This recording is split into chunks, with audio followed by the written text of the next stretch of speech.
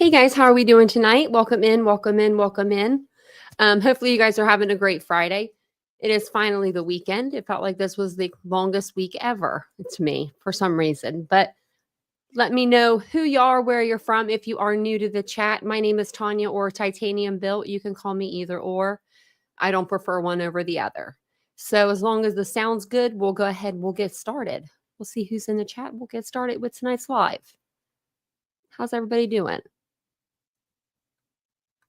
And Chopper, I saw what you put in there. Who did you call out? I want to know. I want to know. I want to know. I'm curious. Was it in their channel or was it on your channel? Hey, Hummingbird. Hey, Catherine. Welcome in. It's good to see you guys. Just south of history. How are you doing?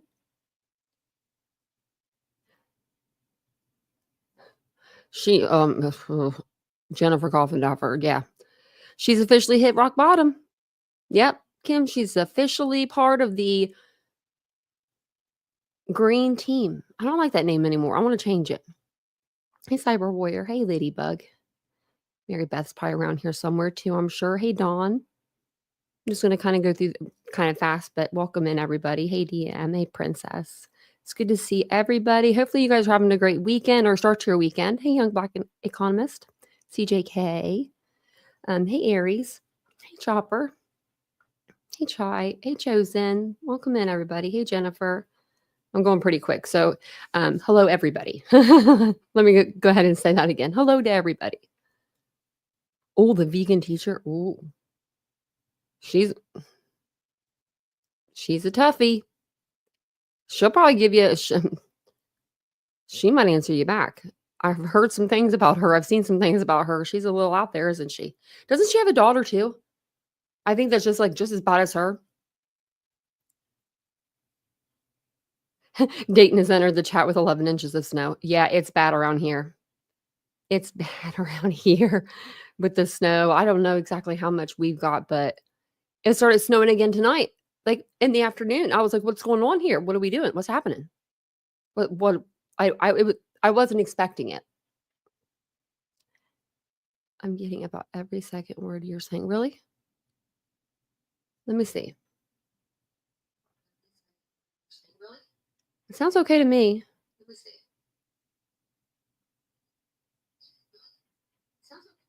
So let me know. Let me know. But let me add this to the stage here because, well, actually, let me tell you about this before I add it to the stage because you'll be like, what is that? I don't even know what that means.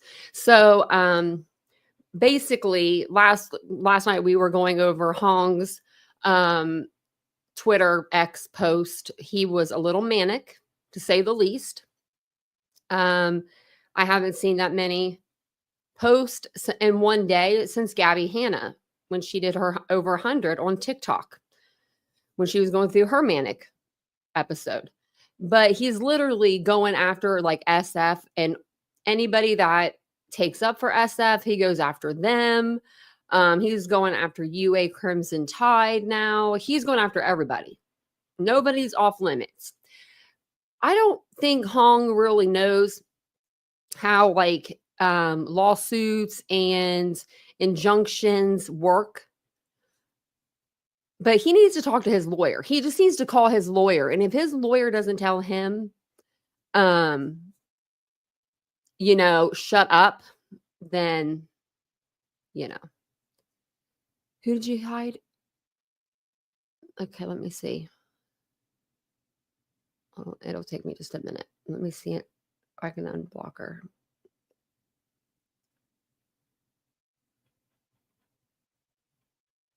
We think we blocked somebody. Hold on 1 second.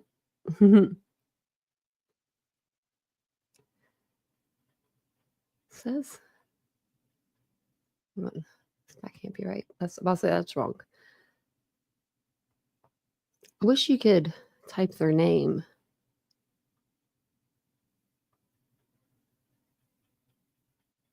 And let me know in the chat if she comes back in.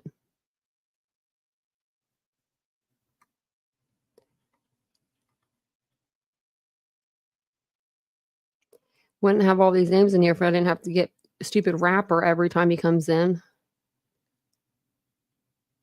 There's so many rappers.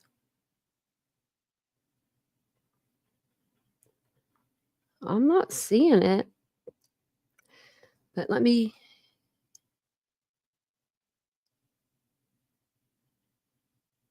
Yeah, no, I don't see her. Okay. Okay, yeah. So, um, anyway, so we'll go ahead and we'll read through a few of those little ramblings that he went on today. Also, Jennifer Coffindaffer went on a panel. She went on and did like a 2-hour live. I'm not going to listen to the whole thing, but we'll listen to a little bit of that at 1.25 speed because no trolls. We just accidentally thought we hid someone that's always in the chat. Princess, we thought we hid her. So we wanted to make sure we didn't do that. But I got on Grok or however you call it today. You know the it's like the AI of X or something. It's supposed to give you kind of like the Wikipedia of that person, or like it's just some facts about the person that you like, whatever you type in, whatever you want to know about, like whether it's like, I don't know, fishing, or if you want to know about somebody. Because I put in today, who is Nick the Hat? Because I was curious what like Grok would like, kind of dish out at me. And so and okay.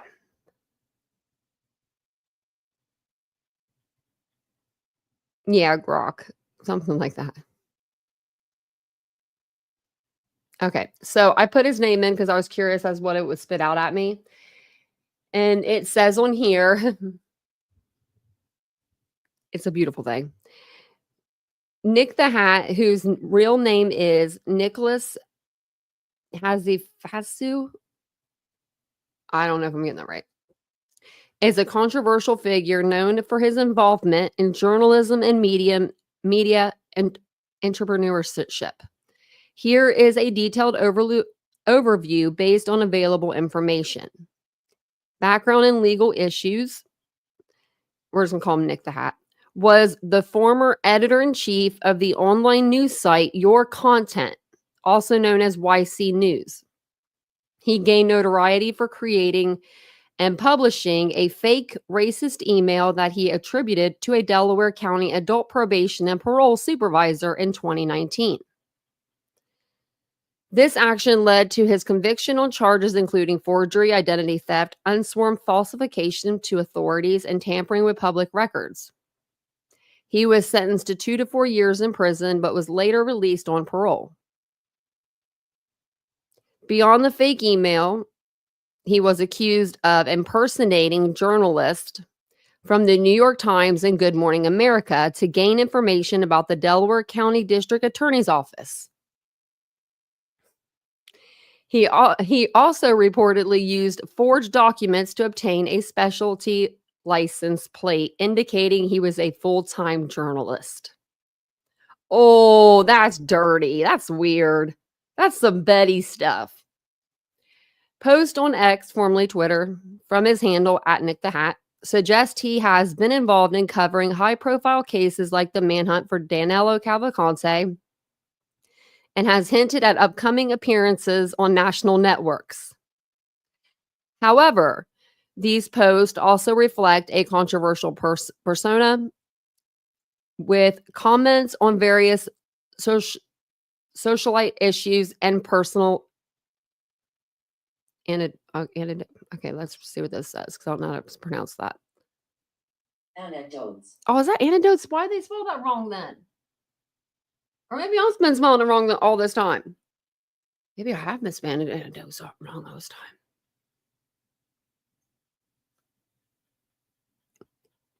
I haven't been. No, that's spelled wrong. Public perception of Nick the Hat is mixed, largely due to his legal troubles and methods of journalism. Some view him as a tabloid journalist willing to go the extreme lengths for a story, while others see him as someone with a history of fabricating news for attention. In summary, Nick the Hat is recognized more for his controversial actions and legal issues rather than for credible journalism. That sucks for him. Painting a picture of a figure who has blurred the lines between news reporting and sensationalism. I think that Grok was pretty right on with that. I was like, dang, Grok, you know? So I went right to where we were when we last stopped with Hong. I thought he was done for the night. He wasn't. He was not. So actually, he might have been done for this night. So this was January 9th. This was when he was still like going about, about Steve Fisher. And actually, I don't know if we read this part. We didn't.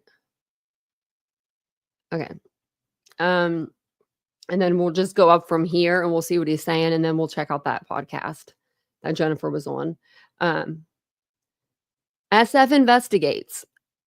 This guy, like,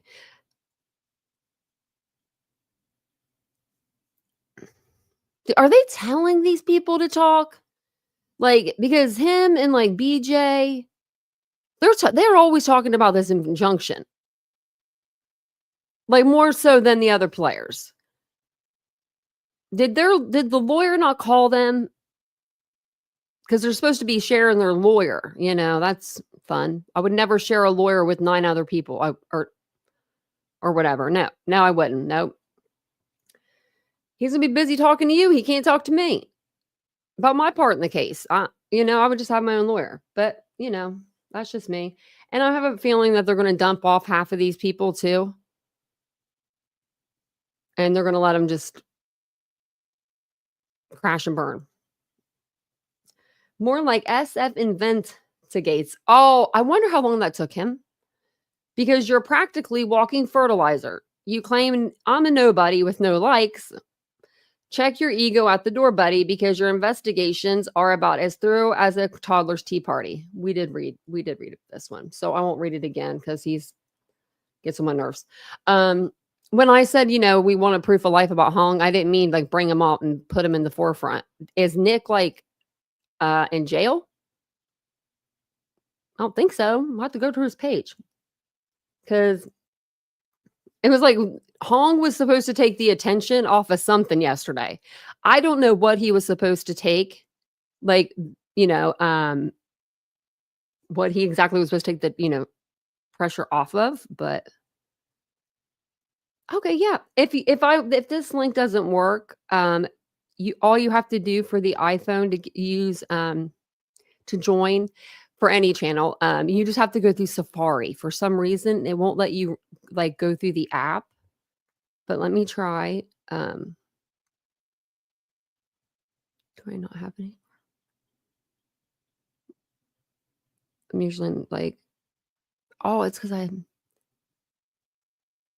it's because I switched it. Okay, I'll put it in the chat for you. And then if not, use the Safari. Like if you go through Safari, it'll let you. I don't know why it does that. That's so weird to me that it does that. It should let you join on any device. It's really weird for us, like as creators too. You have to use like one, like your studio for something, and then use like I've used the iPad for one thing, and I mean it's really weird how they do that. So 21 hours ago, feels like we were just here.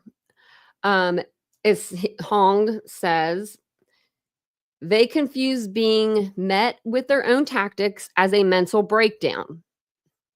Most of they are in his head. Anyway, he has 200 sock accounts? Proudfoot meets sock fraud instigates. How would you know how many sock accounts he has? That, I mean, there would be no way to know that, I would think. Maybe you could find that out. Maybe you could figure that out, but I don't know. So Hong is Nick the Hat's right-hand man. He is as far all up in this Sebastian Rogers case as you can get, but he doesn't remember their names. He doesn't remember like basic details. ages, dates, people, places, or things, anything, none of it. He doesn't remember any of it. But he's sure a smooth talker because he drives a Rolls Royce and 3 Escalades. I want to see receipts. Want to see you ride. And he has China from here, or property from here to China, he said. I want to see receipts. I don't believe you, Hong. I believe that you're trying to make yourself sound a little better than what you are on the internet. You know what I mean?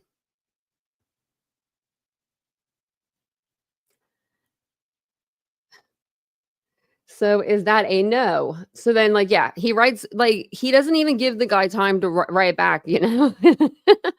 He just keeps on going. You don't want to be proven wrong again. You haven't communicated with a single cop on the case. That's 21 hours ago. So then he says, then SF, had wrote something January 9th, but he just goes at SF Investigates to get his attention. He's like poking him. And then 21 hours ago again, this is so SF wrote this back September 27th, 2024. But so this means nothing to me. Something has clearly gone wrong in the past few months with search investigation. Steve is having a complete meltdown on his Twitter for everyone to see. Just like everyone was saying about Hong. Now he, just like Nick, just like all of them, they take what's truly meant for them and then they put it onto somebody else. All of them do it. They all do it in their own special way. They're all very special with that. So he's not having a complete meltdown for everyone to see. He's entirely unhinged. He was out with the fires, rescuing people at the time. Truly manic. I can't wait to find out what triggered it. I'll tell you what triggered it. When SF said that you had nobody followed you and that no one liked your post and you didn't get much engagement. That's when you came back screaming, I get engagement. That's what started it. He hurt your fifis. Look, this is April 26, 2024. He says he is spinning. He is panicked. What is going on? Hong, I mean this seriously. You're the one that's spinning. If you're going back to messages from September and April, do you know how many scrolls of my finger I have to do on SF's page in order to go back that far? I'm telling you what, guys, it's a lot of scrolling. You'll be scrolling for hours. When I used to get my info from him, whenever he was doing Chelsea Grimm, like he was doing a couple of cases in with that time. And so it was like, you'd be scrolling forever trying to find, the stuff that you wanted to look for Chelsea, because he was looking for a few different people at that time. So that to me is panicking and spinning. You're losing sleep, Hong. You're losing sleep. Go eat. And he likes to call Katie Kate. Katie Proudfoot's not just hitched to Chris Proudfoot. She got a spicy side dish named Chris just a yard away. A yard? Wow. So like in the same bedroom, right? A yard away? Depending on where she's at. I mean, front porch. He's in the front yard. Because those houses are on acre plots. So I'll be petty. RICO and corrupt organizations, he says 20 hours ago. Case is far from over. YouTube and TikTokers don't call the shots. Move along with this. Hey, Hong, you don't call the shots either there, buddy. Are you the judge, jury, the courts of Pennsylvania? I know you sure as hell ain't the courts of Ohio, because they would have fired your butt. You wouldn't even be able to take the trash out in the courtrooms around here. We're only on the first of many courts anyway. We have like 4 cities left to file in. Does that make sense to you guys? I'm going to read that again. We're only on the first of many courts anyway. We have like 4 cities left to file in. You're on the first of many courts, but you only have 4 cities left to file in? What? You have nowhere to file. You filed in Pennsylvania, and that's as far as it got. That's it. That's all. No wins for nobody. No loses for nobody. Nobody's done nothing. Nothing's happened. It's a bunch of crap. I just wish somebody would sue someone already and start, and let's get this party started if we're going to be doing it. Amateur is one of what? 6 lanes you got, aside from the powder, that makes it 12. And look at this from 2023, February 23rd, 2023. Wow. Which is worse, defensively calling me an asshole because you were caught lying or being called a liar? Like, he's acting like these are to him, but they're not. This is from April 26, 2024. September 27th. Like, very professional sniffing investigator. My gosh, this is crazy. Thank you. Thank you, Chosen. Oh, you tiki talkers hit that like, yeah, you might only have a few more days.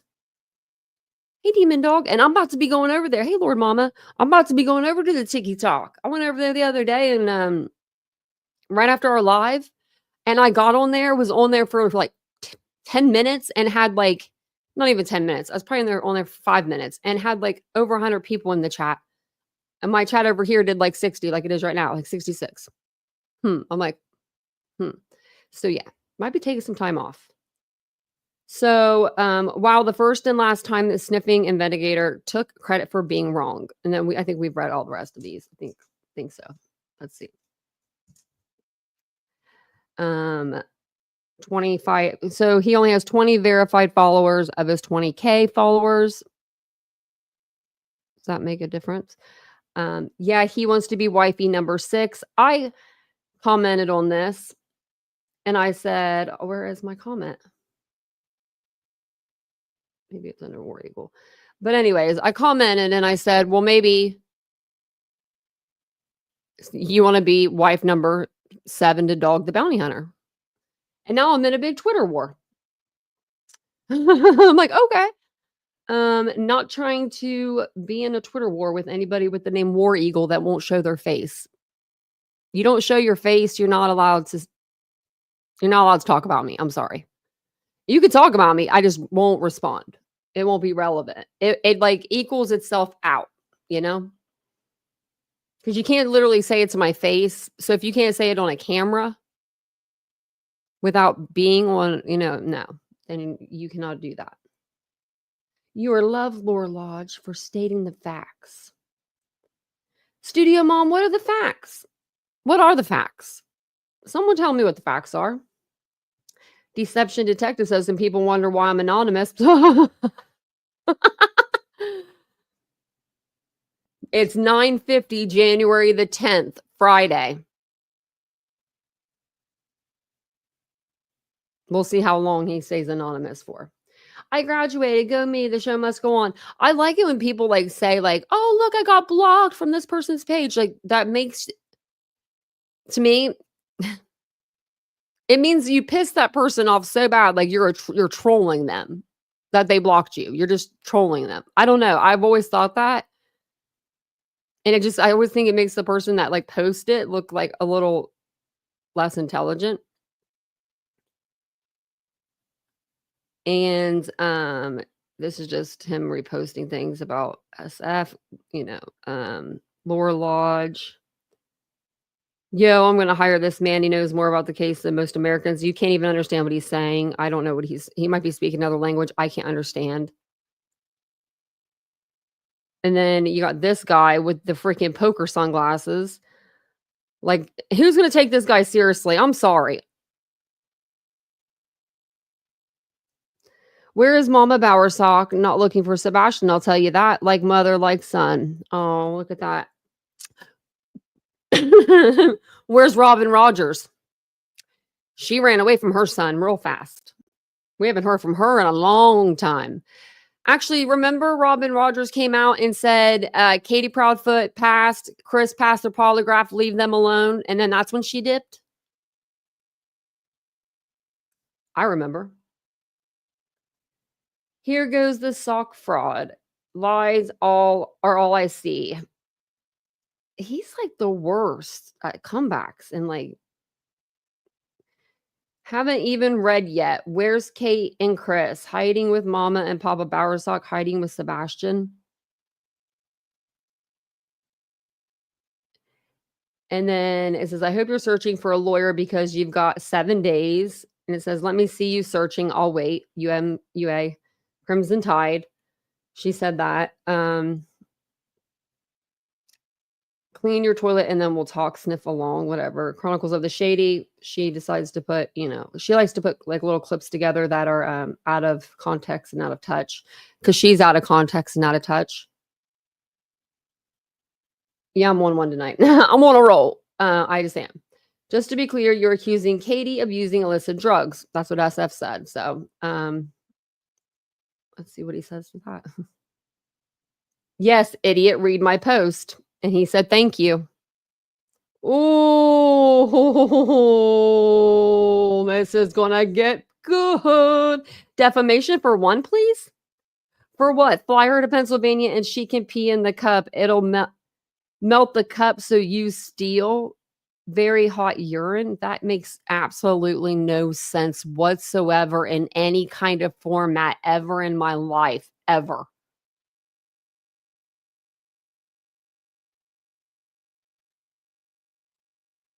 Even if her pee came out boiling, it wouldn't mean she was on rugs. What are you talking about? She would need to be going to a doctor immediately. But what are you talking about, Hong?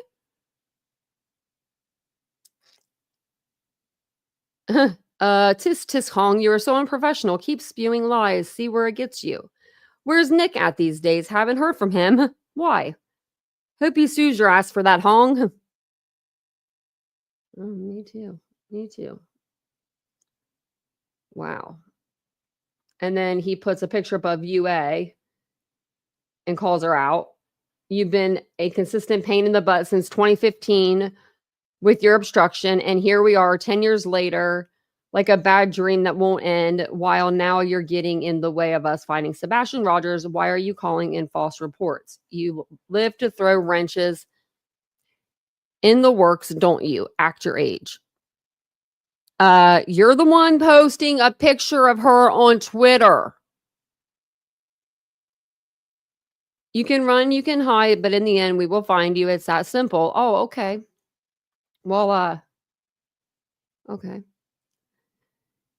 And he is verified and he is ID verified. It says it right here. This account is ID verified. This account is verified.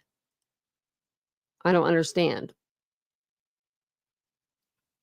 Like what Hong is saying here. Oh, thank you for upgrading, Chosen. I appreciate that.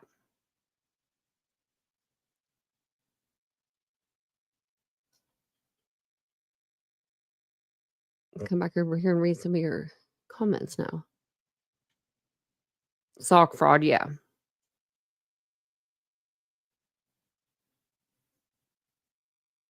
You don't complain, you just you just move on. I know, Chosen. It's this case, it gets you. It's getting to you. After a year almost of like, if this was like I don't know if I can just handle the lives every single minute of the day. I might have to click the 3 there's 3 dots and it says I don't recommend. I might have to do that and just write down the channel names that I do like and just do that for a while. Because I'm telling you what, it's something else. It's something else to be seeing it. Like, I mean, from the time you wake up to the time you go to bed. We talk about it here on the channel. We have been doing the timeline, going over the timeline. Today, I just saw this and I was like, oh, let's just watch a little bit of this together. Now, it's on the channel. Let me put her channel or her video in here in the chat, just in case you guys want to go and watch it on your own time. Because this is my time. No, I'm just kidding. on your own time. That's why I was like, I kind of laughed. But it's from the channel. It's a criming shame. Now I swear that channel name sounds familiar, but I thought it was a guy that ran it. So I'm confused because this is a woman, obviously. Yeah, very hot urine, huh? Yeah, that's what he said. I guess that'll really that's how people know when there's drugs in people's systems. Their urine's hot. Oh my gosh. Like, really? That doesn't make no sense. Everyone's urine is a certain temperature. Your body's a certain temperature. Unless, I mean, I guess you have a fever, maybe. Now I'm gonna be thinking about that. Okay. So, oh, I have it on full screen. I guess she just has her chat here for fun. Oh, sorry. That was kind of loud. Thank you for being here, guys. I do appreciate it. This is an hour and 58 minutes long, so we might only do like half of this tonight. And then if you guys are interested, we'll do a morning live tomorrow, and I'll come back and I'll do the second half, and then we can start on our little charts for the green team and the red team, because there's more than one team. You know, there's 3 or 4 teams out there, I feel like.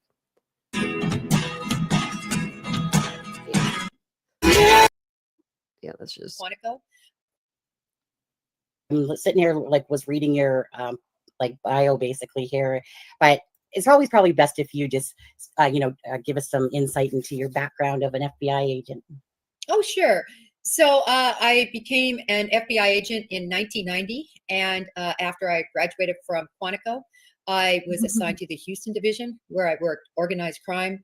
I also became the first woman on the Houston SWAT team and taught firearms alongside of my casework. Then I transferred to the Dallas office. I kid around and I say it was a prenup because I got married, and my husband is not a big Houston fan. He said, "I got to go to Dallas." I said, "All right, we'll go to Dallas." So I put in for a transfer to Dallas, where I work counterterrorism, crime aboard aircraft, and violent crime, and joined the Houston or Dallas, tried out and made the Dallas SWAT team. And then after that, if you time somebody out, I can't do anything about it. There's a way to go under the minutes and reverse the seconds to make it like to where they're not out for that long. But I don't know how to even do that, guys. Hold on. Somebody had to do this. I went to the Virgin I'll have to try to figure it out. The SSRA in the Virgin Islands. Oh, okay. Then after that, I worked at headquarters in the weapons of mass destruction in the counter-nuclear proliferation arena, and also served on Director Comey's personal protective detail. And then I went back and retired, came back to the U.S. Oh, I know he's so impressive, honestly. So can I just ask you, like, since you were a kid, was this always something, like, when did you decide that you were going to be like, what made you decide that, I suppose? Such a good question.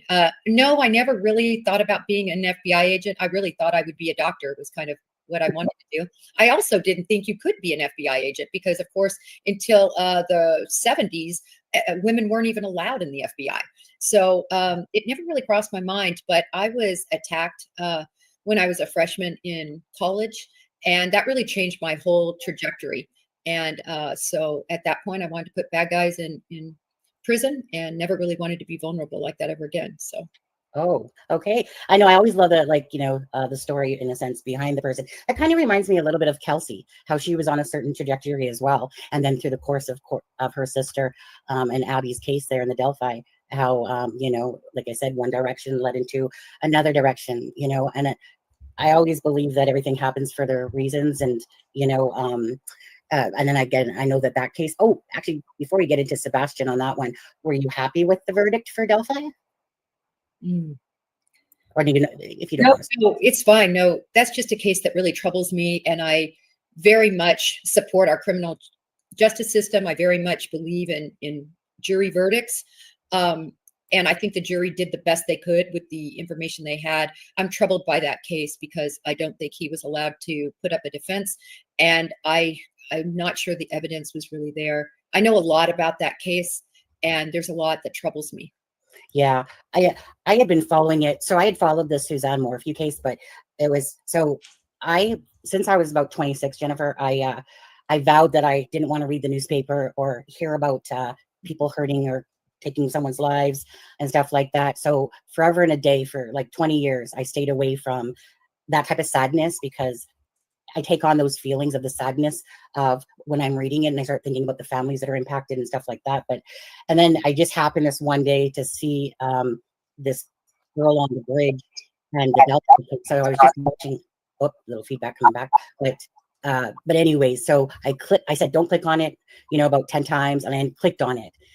So that's the first time I became aware of Delphi, and that was back in like 2020.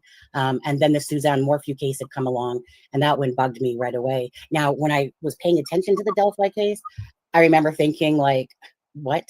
Like, this case is so messed up. They got 2 sketches going on here, and so I kind of just paid. That's what you're going to go to when you go to the Delphi case. Okay. Anyway, I'm not going to be petty. The reason with the Delphi cases, once it went to trial, like right before it went to trial, everyone started doing conspiracies. The same year it went to trial, or the year after, they came out with this 156-page memorandum, the defense did, talking about Ognus did it, and that it was a cult that did it, and these people did it. And even though the defense, accidentally multiple times gave out evidence and showed evidence, it wasn't their fault. And Richard Allen didn't get a fair trial, they're saying. So in my opinion, he got a fair trial. But she was trying to, it almost seemed like she was trying to bait her. Like, what'd you think about that, Richard Allen trial? Like, she was going to say something. I don't know. Paid attention to it a little bit, but followed the Suzanne Morphew case. And then after, I think it was another Mother's Day, because I was always doing tribute videos and stuff like that as well. Then I just was like, let me go back and look she at did Delphi. Suzanne Morphew. And then that was like up until now, basically. So, What did you think of the verdict? She hated the verdict. Everyone hated the verdict. That's what people say. I agree with the jurors. This was one of those cases that, well, first of all, it taught me a lot of lessons, because on the list of those 90 other people, I decided that I had found the BG. That was Garrett Kurt's friend there. And so it taught me a learning lesson not to accuse people of any. Well, I thought he was the BG. I didn't think he was possibly the person that took the lives, because the Delphi case, as we know, is just so, again, a big circus act, so much information, disinformation, blah. So at first I thought there was at least 2 or 3 people. Then with Richard Allen, I was like, well, who the heck is Richard Allen out of all this? So at the end of the day, I personally feel like with the information that they have, like I guess you guys always say, look at the totality. So I feel like the verdict was correct, but I still feel okay, we're speeding her up that a little bit. It was like, I would always like to know the full truth of this case. I don't feel like we got that with this case. I don't know. The white van, him putting himself there. I think it was more him putting himself there and confessing multiple times, and then the white van thing, so I had to, I always had to switch gears with the information, because I would have never have thought at first that Kagan Klein had nothing to do with the case whatsoever. Not that I thought that he was part of Abby and Libby's death, but just the oddness that he's messaging Libby that morning not that he was going to meet up with her that day. He never specifically said that. He just said he was supposed to meet up with her. So all I know is Jennifer's $1,000 an hour. And I know that for a fact. Okay. So unless she's on the green team and she's doing these things for free now, all of a sudden, this lady paid $1,000 to have Jennifer Coffindaffer on her panel. And instead of talking about Sebastian Rogers, who she has her there to talk about, she's talking about Delphi. I mean, I guess it's her $1,000. She can talk about whatever she wants, but I'm fine. If it goes to appeal. And allegedly, but I know that she does take $1,000 for interviews. But I'm not saying she paid her that. Allegedly, she paid her that. Somebody did. and the evidence. I wouldn't, if she gave me $1,000, I wouldn't listen to her talk face to face in person on, yeah, this is for you guys. Of the whole Odinistic or that third party thing, We you know, could comes do to this fruition. together. I just but believe, not like I said, separate. I would like to think that the jury, you know, really had the information, that they did the best, like you said, that they could with it. But I also think that, I don't know, that case was very wearing on me. And I was glad that it finally made it to the trial, like to the court. But I am conflicted on if the defense should have been able to. I don't know. Like, can I just ask you something on this one? Sure. Are you a fan of Judge Gull or not? I have not agreed with her rulings. I did feel that she was pretty biased towards prosecution over the defense. It just came across. Right, let's just keep going. For you, Jennifer, what would your scenarios be like from as to why Sebastian went missing? What I kind of think that there's 3 or 4 that top my head in a sense. What would you say are the top scenarios for Sebastian? I think Sebastian was lured out, and I think he was taken at 3:10 in the morning, and someone has him. I feel very confident that that is what's happened. I don't know whether he lives today or doesn't live. And I don't know whether, I don't believe it was a stranger in any way, shape, or form. It was somebody that knew Sebastian that is responsible for him missing. That could be his family. It could be Katie and Chris. It could be somebody else. It could be that Seth. he met in some way. It could be somebody that Seth freaking hired. I know everybody says he didn't have the internet, and I believe that at his home, but He doesn't even put that on the table. That's biased. It could be Katie or Chris, but it couldn't be Seth. Seth couldn't have hired anybody like Uncle frickin' Taco or Bobby or any of the people that have come out in this investigation, the fake neighbor. Like, you know what I mean? Like, it couldn't be any of those people. It has to be either he was lured out by someone he knew, and it was probably Katie and Chris. Kids, you know, Sebastian Rogers was very high functioning. Right. And to think that when he was at school or maybe using somebody else's device, a buddy, a friend's, that he couldn't have communication on the internet with others, I think is not, you know, it's a scenario that has to be considered. But no matter who he went with or who took him, I believe knew him. I believe so too. If I was, you know, a betting person on that one, like from the get-go of this case, to me, it's been strange to say the least. And I think a lot of it has to do, to be honest with you, and I'm just a straight up person here, straight shooter. I believe so. The first thing I thought was very odd is, do you know what I tell you? You want me to tell you what's odd? I was on Nick the Hat's Twitter earlier, and one of the people that he said that had good information was Mob Crew. Absolutely not. And now look at the pinned comments she put. She was clicking through them before.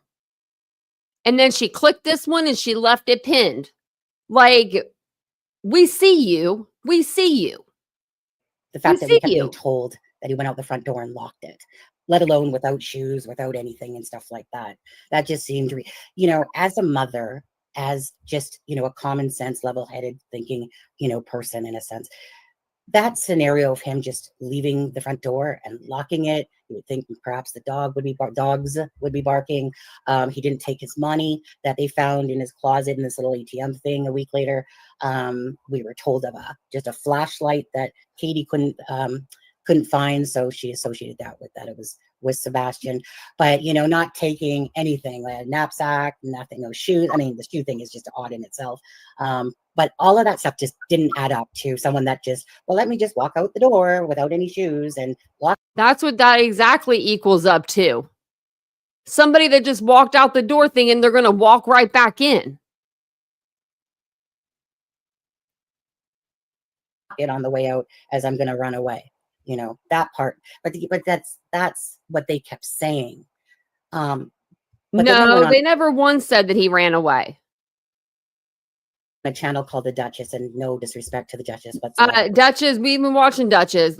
Okay, let me go pull that. I thought that was absurd. That when I first saw that 5K viewers, like 5K subs, and your first thought is to go onto a YouTube channel instead of like the news.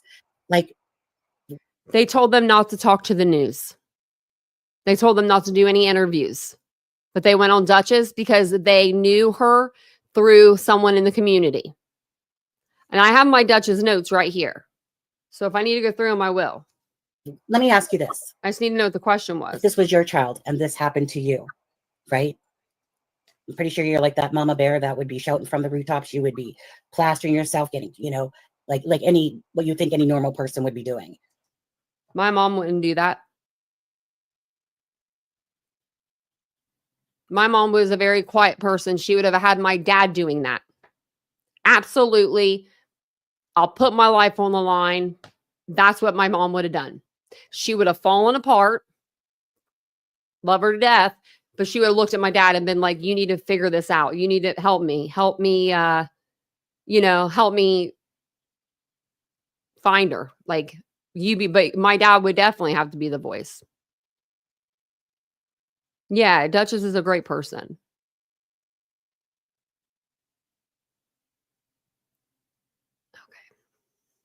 Not kind of hiding in the back set in a sense. But you would be pretty, so what would you do? Like if this was happened to your child, what do you think your actions would kind of be? Would you go on a YouTube channel right away? Well, the perfect example of, I think, what a parent does when they correctly address the media and take on a missing child were really what the Petitos and the Schmidts did with Gabby Petito. There's no handbook. JC. Recall, she went missing. They didn't know where she was. And at least they were out here trying to get word out about their son being missing. Where was Seth? Nowhere till the 5th. They filed a missing persons report and they went on the national media, Let's see how mainstream long that media was. circuit to try to get Gabby's face and name out there. And if ever I have seen a family torn up 6 minutes. and really touch and reach household after household. Katie and Chris did a 20-minute interview to his 6-minute interview. Or I'm sorry, that was the one with the news station. The one with Duchess was like 2 hours. Or I'm sorry, like an hour and a half. They did that because it was real. You could feel the pain and suffering. Gabby's mom, Gabby's father, stepmom, stepfather. I mean, they worked in unison together to try to figure out what had happened to Gabby. That is, I would believe, how I would handle a situation like this. Exactly, pretty much like they did. So, and I followed that case as well. And, and that's the thing, right? Is that's what's kind of been hard for me a little bit because with this case, Nixon here. She's part of the green team. You've been coined. Shit, I don't have green, but I have orange. I need green flags.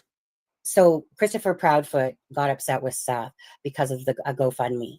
And there was some sort of agreement. So I understand if you have an agreement, but Seth had said to his sister, had said, well, hey, you know what, you're going to need this. But apparently they were told, like, if they went, did a GoFundMe, that it would look bad. I think by the LE there or whatever, somebody said that.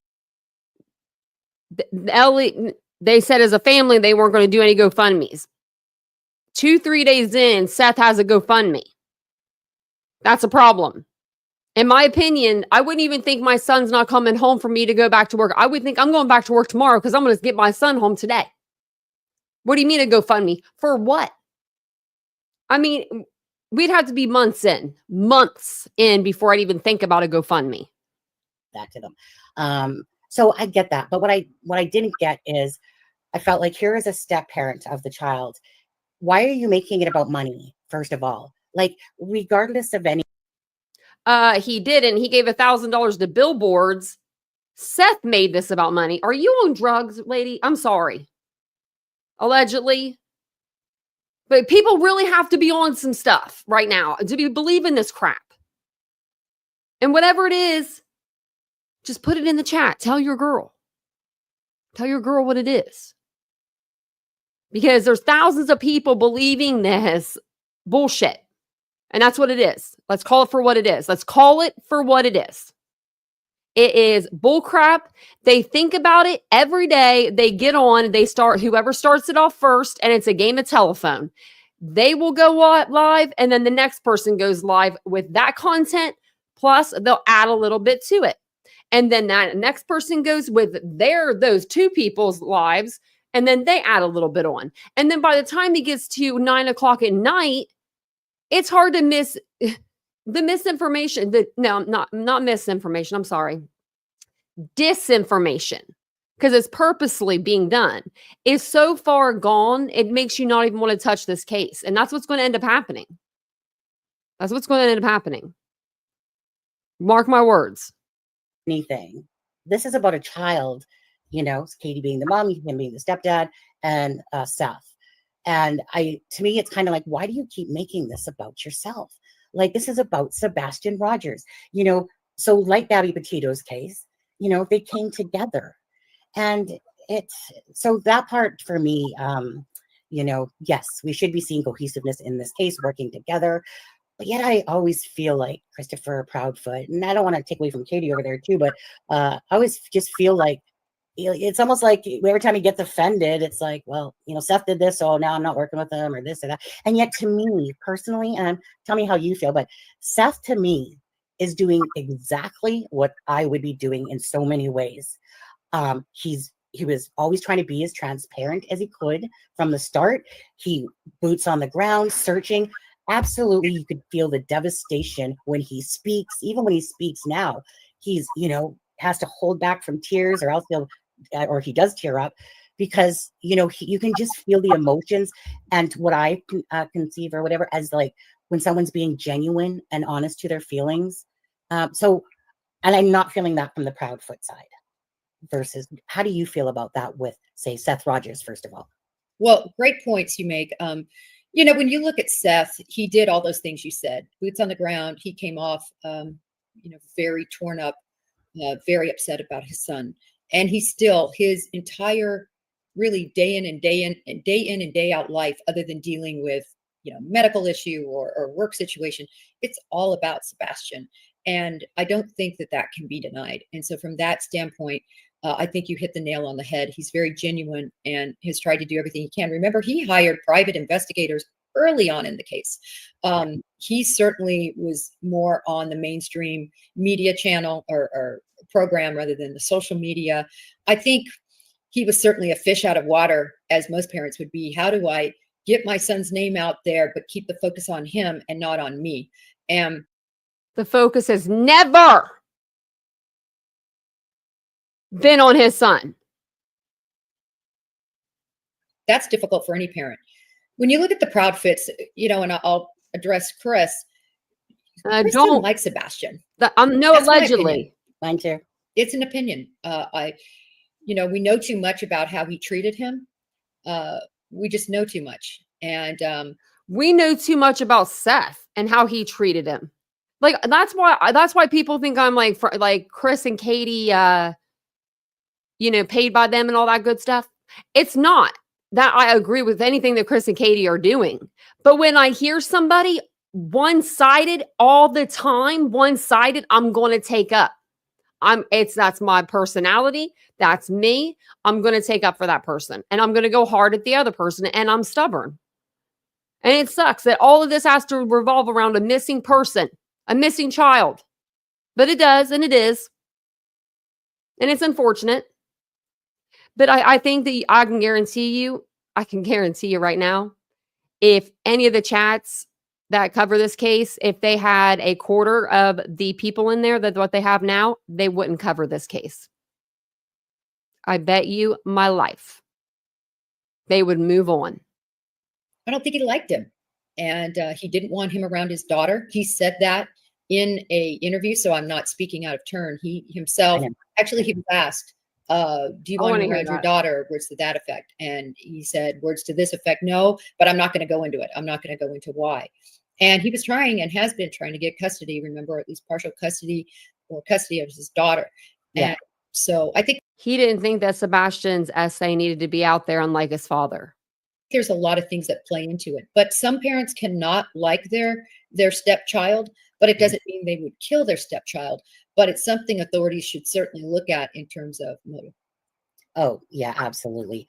So my like, as I've been following this case, my personal, so to me, Christopher Prophet, and I'm going to be nice when I say it this way, he has a very unlikable factor about himself. For anyone that disagrees, and again, for anyone in chat, I just want to say, because there is 312 people in here, you guys can have your opinions all you want. It doesn't, so whether you disagree or agree, that's perfectly fine. Just ask that you always be respectful to either people on panel or to the people that are in chat. You can have your opinion and you can agree to disagree, just not to be disrespectful. So with that being said, yeah, so Christopher Proudfoot to me has a very, actually I'm gonna go a little further on this one, very narcissistic, self-absorbing type of personality.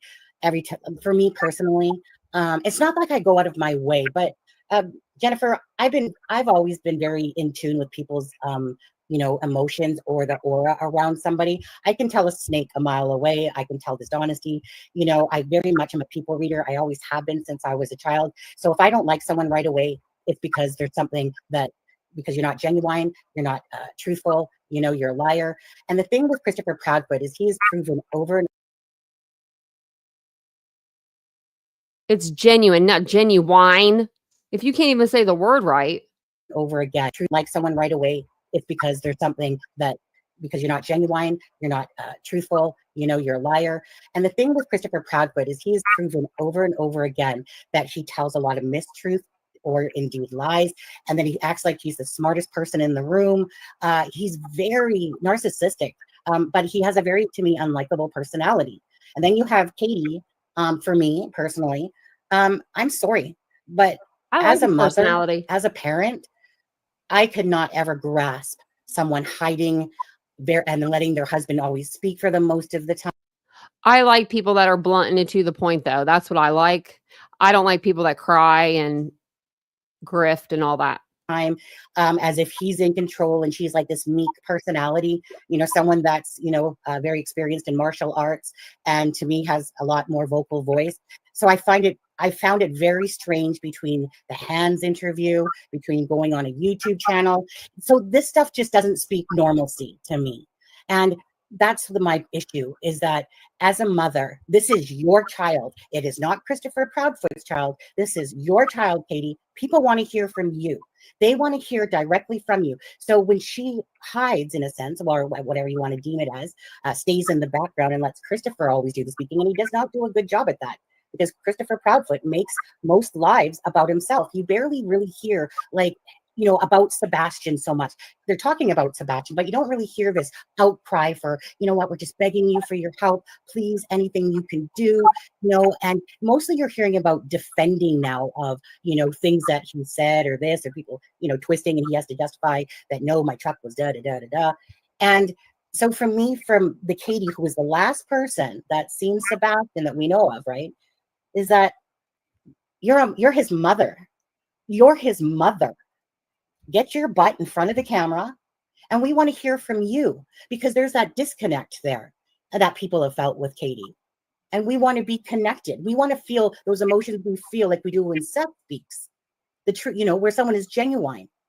That's where my big beef is, which is not natural to me. What do you think?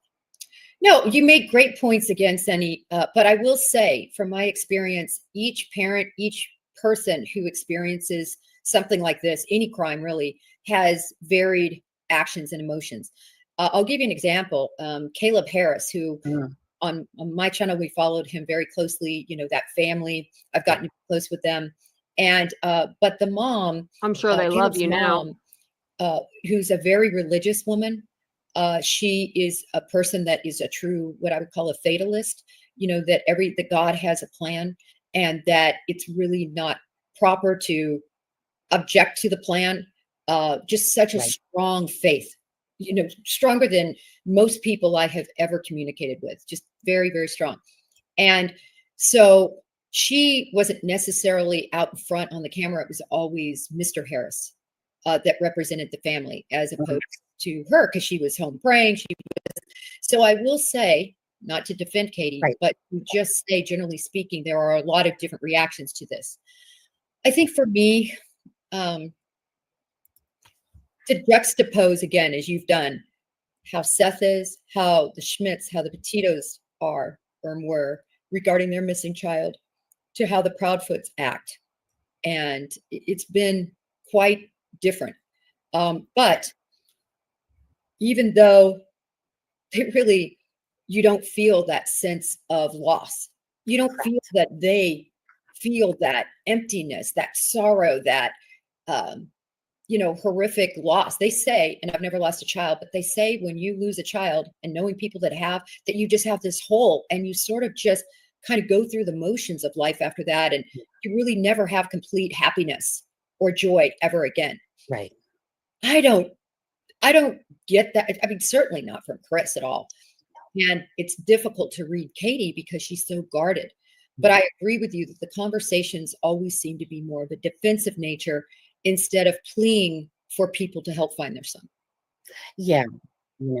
So, and this is the thing, is that, we all judge, and when we follow cases, and when something seems off or odd, or that you're not feeling that connection, because we all know, Jennifer, right, with so many cases, people boldly lie in your face, right? Christopher Watts, right? Barry Morphew, that they'll sit there and they make this plea, that comes off unbelievable, stuff like that. But you never know, because we know that the story is really the gist of this story of what we do somewhat know. Most of it is what Katie Proudfoot is saying. And that's really the information in a sense. No, it's not. It's everything that Seth has said. What are you talking about, lady? Is she for real? Whether it's, the truth or not, like, it's kind of like most of Sebastian's time frame, besides, of course, videos. We all know that, okay? Stuff like that. But most of it's based around just what Katie Proudfoot has said, with camera footage, obviously, that the LE has. And we all know, and this is, sometimes I digress on this with people, we all know that LE and stuff like that have way more information. We don't know what they have, but they sure have a heck of a lot more than we do, and stuff like that. And I want to say this because Nick the Hat and Dog, watch Dog when hit him and Beth, Dog the Bounty Hunter, loved it when he brought his name and came to this case. And that, and same with, there's, other people. I know that there's SF Investigates following it, and a lot of people, trying to do boots on the ground and everything like that, and gathering information, because honestly, there's cases, like, especially if people are in the vicinity or area and stuff like that. Anyways, it's really nice to see that these people are keeping Sebastian's, whether you would like them or not, doesn't matter, that they're keeping a big focus on the case. And I think it was awesome when Dog, when Nick, I guess, spoke to Dog there and, told him about Sebastian's case. And what do you mean, Nicholas's case? That his name is with this case now. He's a straight shooter. I'm gonna turn my camera on for this one. If I ever go missing, I don't want Dog near my shit. I want everybody in this chat to promise me right now that you guys would come looking for me and you would protect Vincent. That's all I need. Because I would not want Dog near.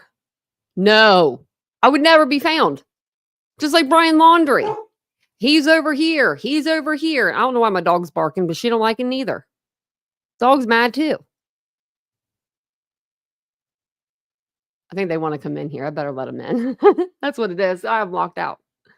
Dog. Actually, that's what I love probably about you too, Jennifer, is I'm not a bullshitter. I don't like fake. I can't do fake. I just like people that are just honest and genuine to the core. They're transparent. And that's what I look for when I'm kind of like listening to people talk and how they're going about their actions and stuff like that.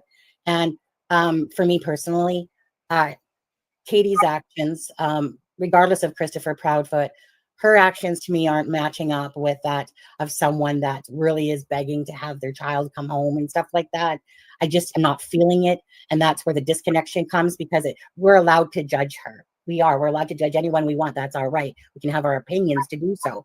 But do you want to hear something funny about Jennifer Coffindaffer? She snuck on someone's property to get pictures, and there was no trespassing signs. So, and that's called trespassing. So, Jennifer, you're a lawbreaker just like the rest of them.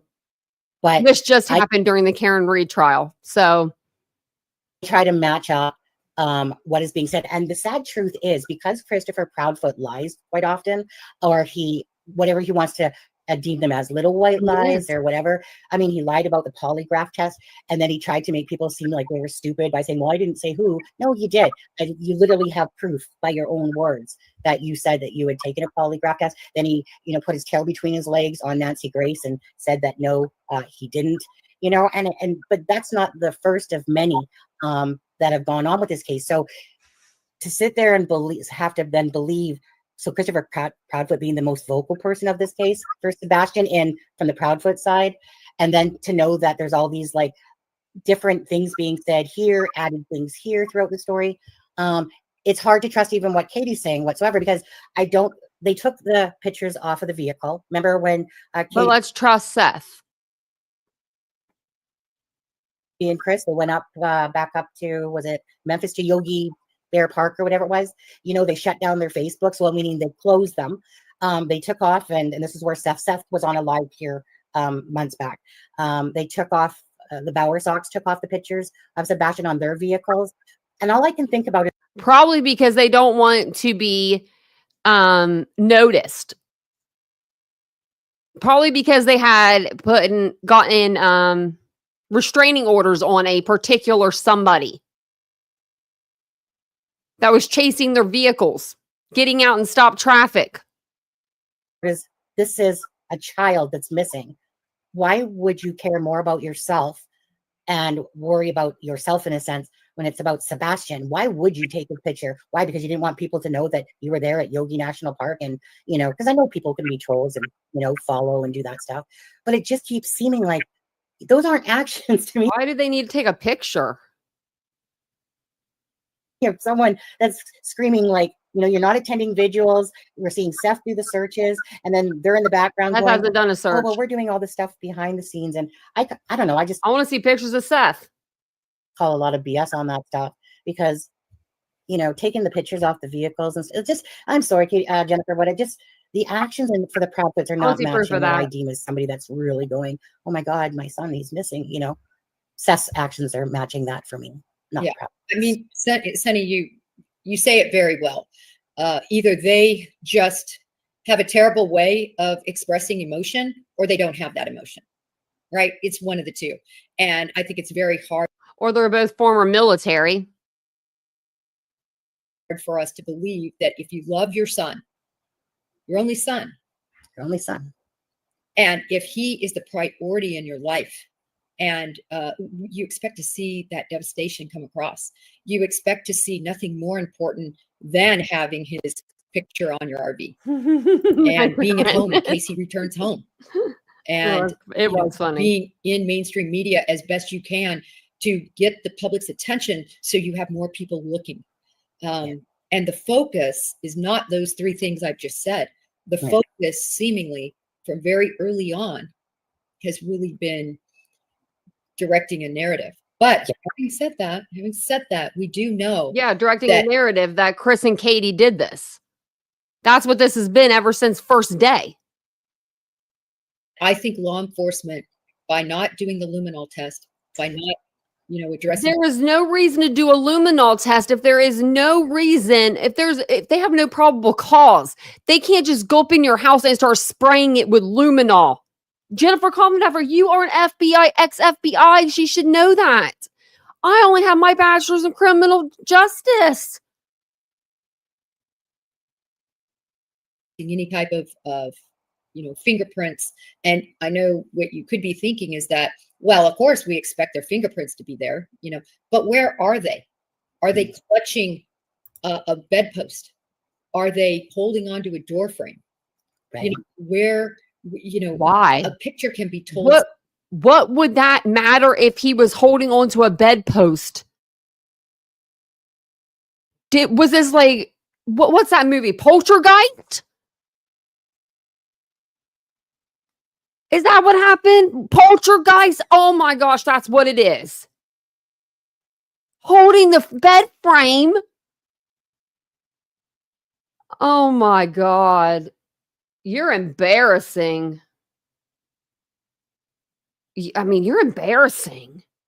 I'm glad you're not my mama. I'm glad you were not my mama, because I would be so embarrassed. sometimes with different sorts of evidence. And So but this embarrassed. tells me that law enforcement truly believed Chris and Katie were not involved in this early on, because they did Right. not treat that as a crime scene. Yeah. I also There you believe go, from the fact that Jennifer. the wanted poster You heard her. You heard her. and all the information, Oh, all no. the messaging from law enforcement has said the 26th, not the 25th. And when I looked back at the initial alert, which was an endangered child alert at about 11 something the morning after, that said that he was last seen in the area of Stafford Court. That to me is really bothersome, because does Right. that mean there is a sighting outside of where we saw him in the Right. restaurant? And then, of course, it gets upped the next day after that to an Amber Alert, which tells you Right. criminal abduction. So, That is not what that you know, means. it's been very interesting to see Ellie's No, response. no, that's not what that means. Because we went through this.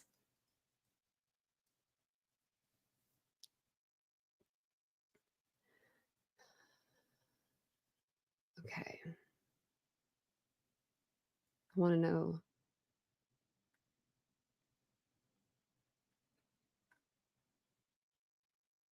Amber Alert. Okay, so a child abduction emergency alert is a message distributed by a child abduction alert system. I want to know how they. Of course, this didn't just pop up for me like it usually does. The decision to declare an Amber Alert is made by each police organization investigating the abduction, but we didn't have an abduction in this case. Police information our public information in an Amber Alert usually includes the name and a description, which we know that. I'll keep looking, because I know that there was like a really good article that when I went up to Google that helped with an Amber Alert. And we really have no idea where Ellie's head is right now, because they haven't come out and really said anything significant other than excluding Green Hitty since April 2nd. People are rewinding that tape as if that's what they're saying right now, and that's not accurate. Yeah. The green hoodie. No, I agree with the green hoodie. Yeah. No, I agree with the green hoodie, meaning I think that they found who it was. I think they interviewed them.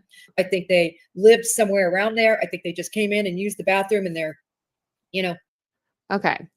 So why are Amber Alerts released? To help find a missing child, to protect the child's physical safety or life, to deter people who would prey on children. When are Amber Alerts released? When police have reason to believe the child has been abducted, when police have reason to believe the child is in serious danger, when police have information that may help locate the child's suspect or suspect's vehicle. That's what I think happened. I don't think it had anything to do with his disappearance. I still find it odd that law enforcement didn't closely examine those tapes and just look into the possibilities. Right. Until now. Right. Sorry. Party. And so, and hey, just a bit quickly, hey, Alexa. Alexa's our criminal profiler. She usually joins us. She was a criminal profiler for 16 years. So she's been flying around the country here, delivering some presents, I guess, for good causes. And Ben, nice to see you here. Hey, mods, thank you so much. Thank you to the regular crew and anyone that's watching that's newer to the channel as well.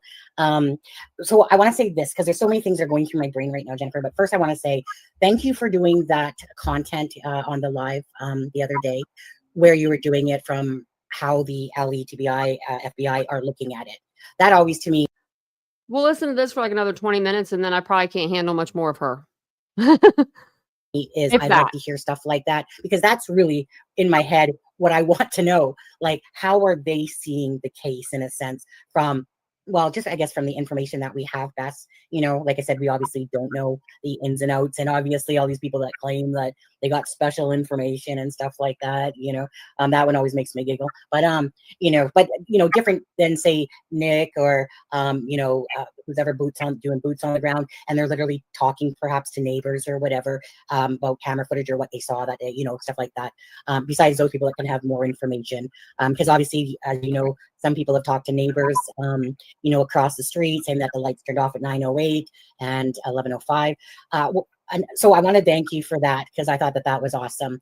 To be honest with you, I was listening to it at nighttime when I was lying down, fell asleep a couple times, not because of your live. It happens to my husband too. He says I put him to sleep all the time when I talk. I listen to true crime in a sense. So what happens is this: I start off listening, but I've been really tired and lacking sleep. But anyway, so my fastest way to fall asleep is to start thinking, just like with Delphi, with that case, or with Sebastian's, is, well, basically, first of all, I start asking, the higher powers to tell me where Sebastian is. Why is everybody saying something about, okay, every single person is either praying before their lives now start, or they're mentioning some sort of, like, they're trying to make it biblical or doing something with, I don't know if that she's trying to do that, but a lot of people on the green team are doing that. I just lay down and, when I get off my lives at night, guys, I just go and lay down and I pray to God. And then I just think about Sebastian and about his parents and how they haven't done anything for him and how I'm going to twist it tomorrow to make money off of it. And I'm not saying her. And then I start thinking about the scenarios in my head. Next thing you know, I'm out like a light and wake up the next day going, shoot, nobody told me anything about Sebastian. Sonny, I have a feeling that you're a podcast listener like me. Rogers on this one, and because it drives me crazy. Now I know that you only got limited time here, but I do have things I need to play. Because she's only maybe it's only an hour. Oh no, it's an hour. Oh yeah, it's an hour she gives for. I want to go back to and then if she really likes you, she'll stay on for a little bit longer. She'll say, go back to the scenario. She'll say, and I'll give you what she said. I'll answer a couple questions, like 5 or 10 minutes. Scenarios for a second.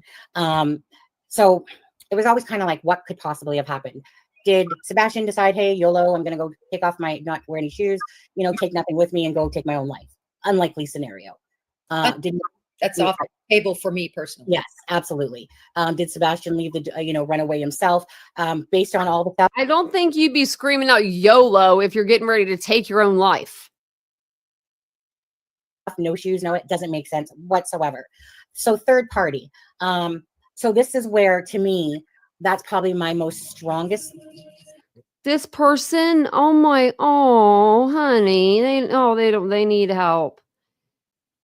Jennifer Coffindaffer is the phenomenal. Thanks for the Twitterer updates. Whoops. Somebody, 1 second. Thank you, Curious. What's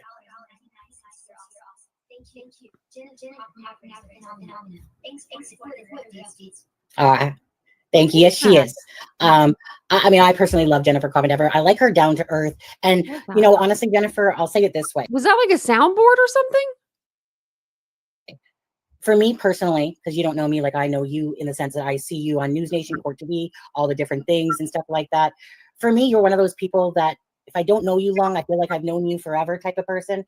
And you're very, to me, at least, like, you're connectable. Like, people can relate to me. I can relate to you when you talk. You just, it's not like you're pussyfooting around. You're just kind of like, you know what, here it is, da-da-da-da-da. And I just feel like genuineness coming from when you speak. And so that's why I kind of felt like that connection to you is just because, like I said, I like the fact that you're level-headed thinking. You always give me, like, if I'm... We're 44 minutes in, and the only thing I've heard so far is this lady, Sunny, just tell Jennifer Coffindaffer how much she loves her. Something, usually you're saying it as well. And so when somebody, to me, has what I deem as level-headed thinking, I'm just like, yep, exactly what I was thinking. Yep, exactly, Jennifer, or other people too, but on that. So thank you so much for that donation there. And yes, Jennifer Coffindaffer is phenomenal, and I do love her, and I'm so glad she is joining this live today. Because I don't usually go to love is a strong word. Way to ask people much or get people on the live type of thing. But I thought, I was listening to Sebastian Rogers, your live, and I thought, I'm just going to reach out to Jennifer and just ask her, because this case means a lot to myself. I know it means a lot to you too. with this. But going back to the scenario, sorry. So in my head, Jennifer, I was thinking, well, was there a teacher that Sebastian spoke to that thought that they were going to be the savior of Sebastian? And, like, did he confide in a teacher and somehow this teacher, because there are people out there that do this stuff, right? They think that they're doing the better for the good and stuff like that, so that has crossed my mind right from the get-go about, okay, so just trying to look at the different scenarios. So I feel like I want to keep the hope because we haven't been shown anything different that Sebastian is still alive, although, we know typically kind of what happens in cases like this, and typically usually there's not a great outcome. But in this particular case, I want to keep with Seth and the thoughts that somebody does have Sebastian, somebody that knows him. Now, whether this was through the Proudfoot's happening or whether this was through, maybe something Sebastian's talked to and, and he wanted to get out of the home and stuff like that. My hope is that he is still alive, and that he will come back to, I'll say, okay, I'll just say the family members one day, preferably Seth and, Oh my God. Seth's mother, she was in bed. When people have, when people are on like 1.25 speed, I swear that's how they laugh. Put me on 1.25 speed. I probably sound the same, but like it's that, or they're doing that cackling laugh or something. Like they don't even believe their own bullshit. They don't even believe it. Let's go back. Whether this was through the Proudfoot's happening or whether this was through, maybe something Sebastian's talked to and, and he wanted to get out of the home and stuff like that. My hope is that he is still alive, and that he will come back to, I'll say, okay, I'll just say the family members one day, preferably Seth and, Seth's mother, she was in bed a few times and she's pretty outspoken herself. Mm-hmm. Jennifer. BHB sounds the same way. So if you were to say third party, how would you kind of deem that as in your head? What are you picturing kind of happen there? Well, I think it would be somebody, again, that Sebastian would have trusted, whether that was a teacher, whether that was somebody he met online, whether that was somebody he had some sort of connection with from school. We know he has very limited social circles. So that's good for law enforcement normally, because when you're looking at possible individuals to investigate, you start small on the inner circle and then you work. He doesn't, but his dad had him on the internet. His dad let him on the internet talking to Uncle Taco from Oklahoma. There was nobody in the Proudfoot home allowing Sebastian to talk to people from out of state. Your way out to somebody that's a complete stranger, somebody that just went in there, snatched him or something like that. And when you look at this case, it just, I am a huge believer in Occam's razor. That's how I investigated cases. And from my experience, I believe you have to look at the most reasonable, commonsensical scenario. When you start getting crazy, in other words, that, somebody just happened to go into the house and they took him and then they, disappeared on a flying machine, right? Yeah. The more crazy you get with conspiratorial notions, the more base and improbable those are. Mm-hmm. Absolutely. But definitely think it would have been somebody that he trusted.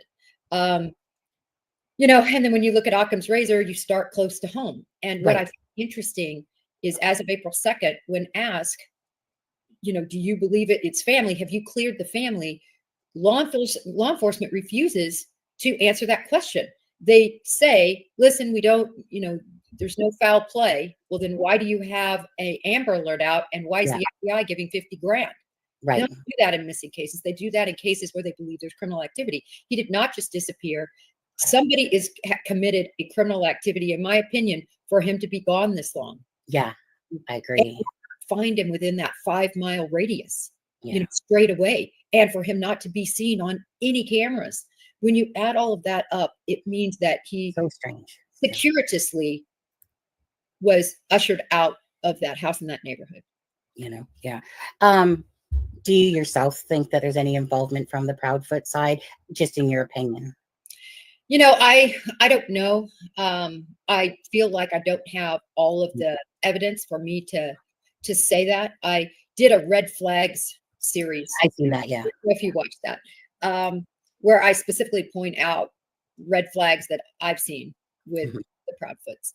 And but is it red flags of him being abused, or is it red Right. flags of them being involved in the abduction? I'm calling it the abduction. I just don't believe he left on his own and at some point didn't get help, because he hasn't been found in any of the ponds, any of the waterways, anywhere within that inner area. You know, Terrible. no, I was gonna say, because a few thoughts went through my head as well, like, and I seen Seth, and then when he did that thing with At Night video with Tony and whatever, and when he's talking about, oh, Jennifer, my head just went blank on me. Oh my goodness, Jennifer, go ahead, go ahead. No, I was just going to say that to your point about dog being involved in all of this. Oh. I agree with you on all of that, that it doesn't matter who it is, if people like them or don't like them. If they're getting Sebastian Rogers' face and name, that's good. And to dog is at a whole different level. I mean, Yes. he has such exposure. Yes, he's older. Yes, his prime was back in the day. He still has a huge following. And That's important. and it's so important. And he cares. For those of you who don't know, for instance, on Christmas, I mean, he even reached out and said, "Hey, Jen, I just wanted to say Merry Christmas." That, and That's so nice. just me, he treats like that. He truly, for whether you like him or don't like him, I can tell you, he wants to find Sebastian. Is he boots on the ground? No, He wants to find Nicholas. He don't even know who Sebastian is. but he has a group, and At Mhm. Night has the money and At Night, where did they get their money? Nick the Hat? Get a business loan or something? Because he owes like millions. resources that they're looking. And I love that they're looking, because they're just looking into any lead that might lead to Oh, Sebastian. 52 and thank minutes goodness in. somebody is out there Yeah. at the outer reaches, Yeah. looking. They're running down the more obscure leads, and I'm so grateful. Absolutely. Like I said, I mean, I'm a fan of Dog the Bounty Hunter anyway, like I said, with him and Beth, and prayers to Beth on that one. And I know he remarried with somebody that I probably think it's his other second perfect person there going on. Always reminded me of Beth too. Just meeting, I followed that whole bit and stuff like that. So anyway, Sure, his new wife loves hearing about his old ex-wife and how much people loved her. anyways, I love Dog. I'm glad he's on it.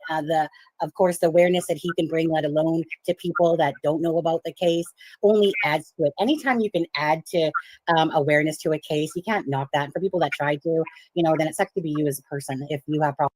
I'm sorry, but the people that listen to Dog, think about it. Problems and issues with bringing awareness to a case and stuff like that, for sure. I got so much things going through my head, and that's why I drew a blank there a minute ago. But Oh, Carl, you don't know the secret. Coffindaffer, this is factual. This is fact. This is fact. She'll go on your show for $1,000 an hour.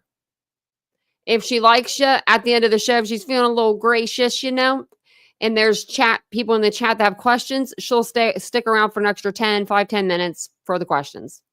I wanted to talk to you about a couple things here, but okay. Actually, That's why I'm wondering because we're at 53 minutes, and I know she stays on here like the whole time.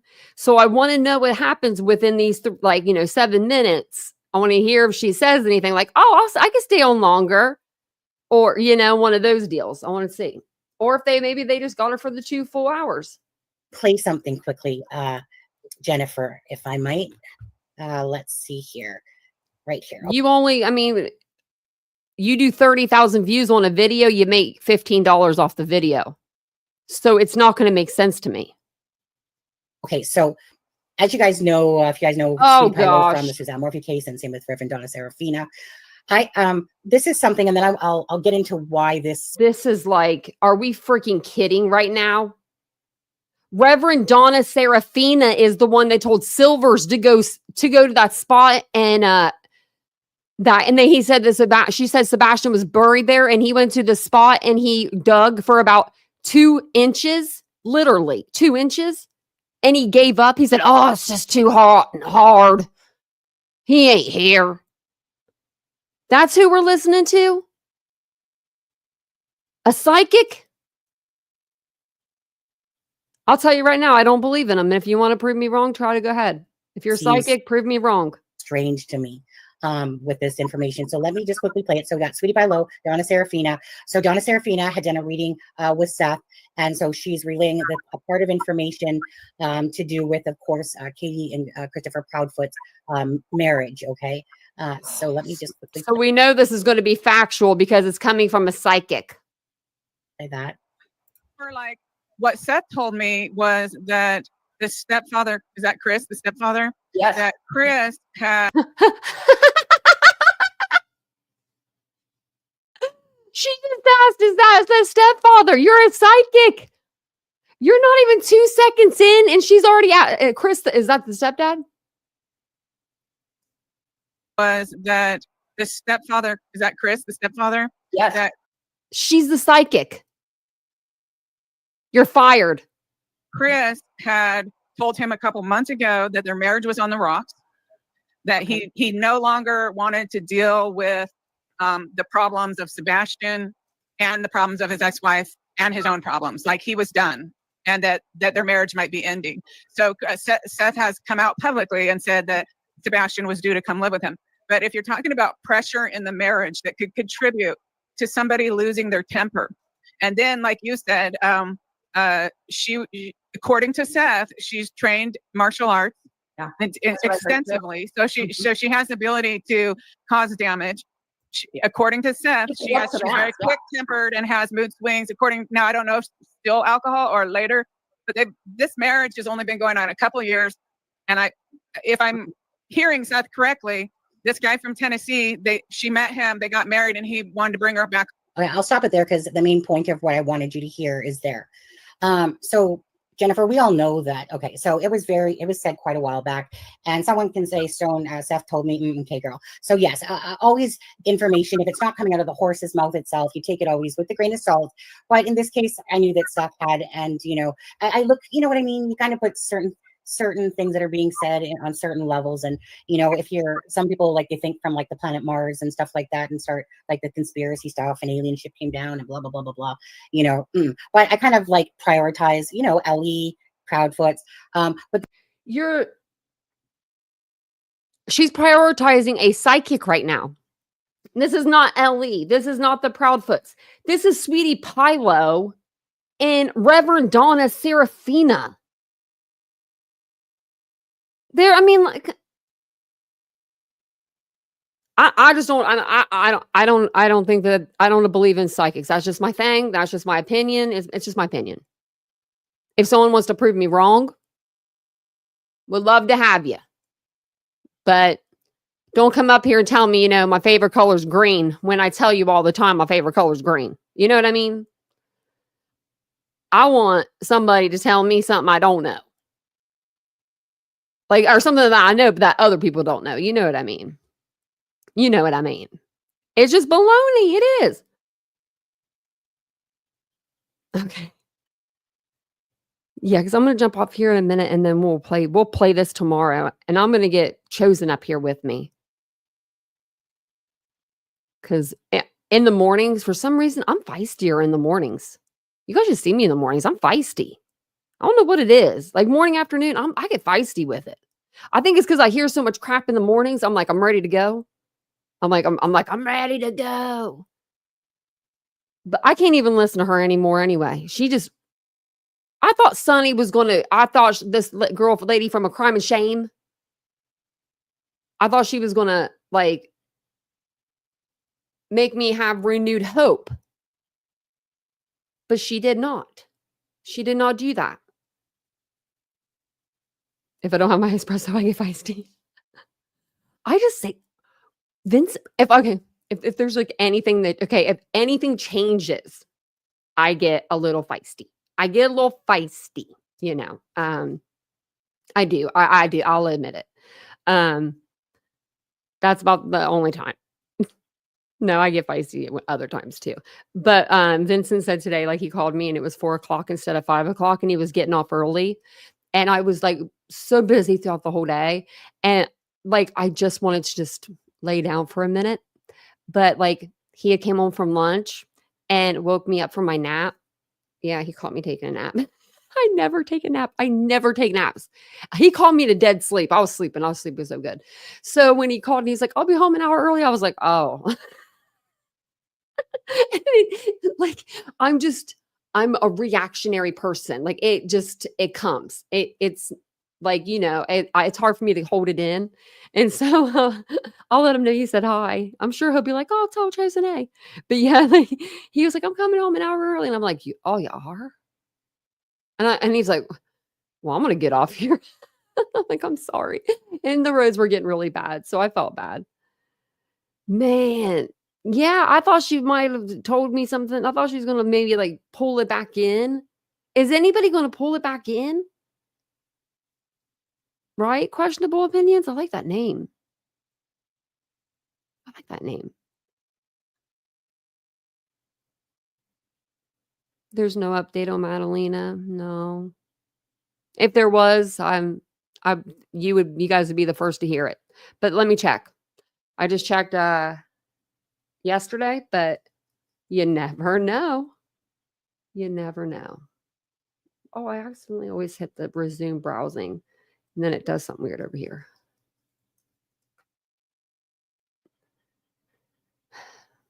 No. Just about her mom leaving the United States. I don't know how you can let.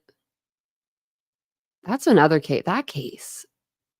Like, Sebastian puts a fire under me. He does. Madalena's case it's a whole different.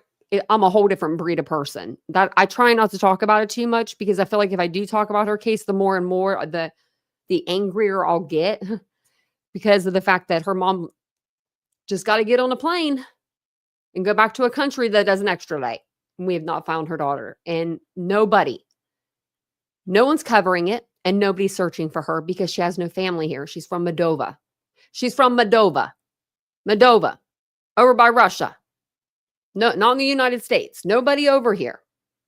But we're fighting with creators back and forth for Sebastian time slots. Think about it. Think about that. It's sad. It's really sad, It's really sad. I want justice for all these little kids. I wish more than anything, Summer Wells, Sebastian Rogers, let's just get those two. Let's start out with them two. Like, can we just get them found? That would be fantastic. That would be really fantastic.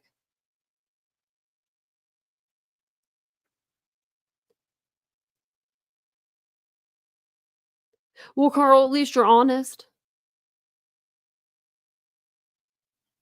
I can't believe people pay $1,000 an hour. Yeah.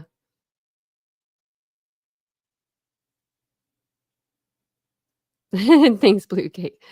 I think I heard Vincent say something earlier. So I hope his mom didn't call and say, is Tanya okay? Because she usually watches me in the morning. And if you're still watching Vincent's mom, sorry, I got a little feisty tonight, but we're talking about a kid. Happens when we're talking about kids. I get feisty when we're talking about kids. Because they're kids. I mean, like, they're not like pets, but in a way they almost are because you have to take care of them and sometimes they can't communicate with you what they need or what they want. And you just have to know. And it's just, they need our help more. Really, Aries? Maybe that's what Vincent was yelling about then. Maybe he's watching the game. He wasn't yelling, but I just heard his voice like inflect. Like, I don't know, like mine does it all the time. His doesn't. It does. I think it's a lot of the people's traumas, childhood traumas. And I think that's what it is. And, I just, I don't know. I'd rather just be here with you guys. I just got to keep it in my thoughts. We're over here just stopping the misinformation, putting out the factual stuff. And, that's really all. And not bringing in like drama. Maybe tomorrow I will. Maybe tomorrow I'll bring the drama. You never know. I'm about to one of these days. I'm about to. I'm about to one of these days. I only changed my names. Did you change it again? I don't think you changed it, did you? Here, you're thinking of Aries P. York. It is Aries P. York. I don't think Chosen knows that it's you, Aries P. York, because your name keeps changing. Yeah, CJK, it would be a better place, but it'd be an awfully boring place for some, you know? So, oh, you have to wait another 8 days?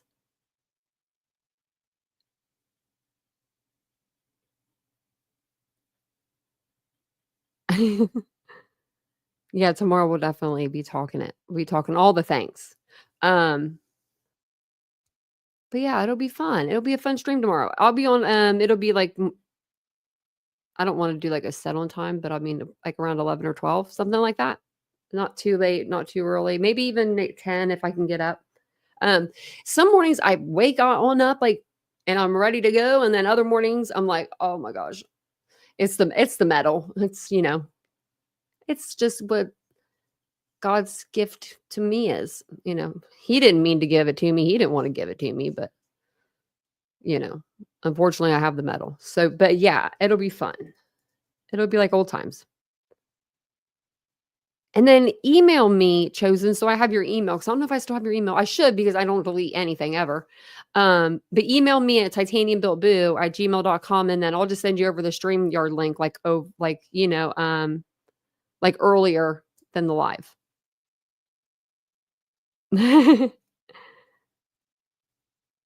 You don't get the notifications? It's probably because you only have them you have them personalized. So you probably have them personalized to like maybe one notification a day. And so maybe that's why you're not getting it. Hey, hindsight. But yeah, that might be why you're not getting the notification. That's the only thing I could think of. But I'll be here in the mornings. And then if something happens where I'm not, I'll put on the community tab, but I always usually am fine. But it was nice seeing everybody. Paul shaving is more chiseled features, the bigger muscles, tanner, more handsome features. Squeaky, the older men get, my mom said, the more good looking they get. And she wasn't lying. She wasn't lying at all. I hate you men. I hate you men. When I was little, I was like never really understood what she said like by that. And she always used to tell me, well, look at the most beautiful birds are males, like with the prettiest colors, because the women have to be like the ugly doll colors because they have to take care of the eggs. And they say it's true. I mean, they say that men get better looking with age. I think it's because they finally start to mature up to our level. Squeaky. Squeaky's like, don't you say that about me. But thank you guys for being here tonight. I appreciate it. I'll be back on tomorrow morning, at early afternoon. So make sure you guys have your notifications set. You're subscribed. You hit the like, all those fun things. And I'll see you guys all tomorrow. Bye, guys.